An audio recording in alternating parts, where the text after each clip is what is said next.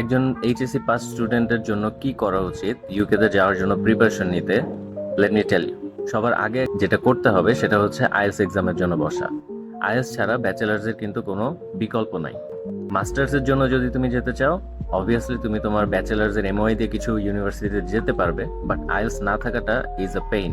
পরবর্তীতে তুমি university select করার টাইমে জানতে পারবে যে অনেক ইউনিভার্সিটি আইএলটিএস ছাড়া নিচ্ছে না। শুধুমাত্র কি আইএলসি লাগে, অন্য কোনো কিছু হলে হবে না? অবভিয়াসলি হবে। ডুওলিঙ্গো, ওআইইটিসি, পিটিই, অক্সফোর্ড, ইএলএলটি এই ধরনের কিছু ইংলিশ টেস্ট আছে যেগুলো দিয়েও ইউকের ইউনিভার্সিটিগুলোতে অ্যাপ্লাই করা যায় এবং সাকসেসফুলি অ্যাডমিটেড হওয়া যায়। এখন যেহেতু আমরা জানলাম আমাদের আইএলটিএস দরকার, আইএলটিএস এর স্কোর কত দরকার? আইএলটিএস এর স্কোর দরকার 6 and no band less than 5.5। As a student তুমি যেহেতু এখন আইএলটিএস এ বসো নাই, তোমার টার্গেট থাকা উচিত 6.5 and no band less than 6।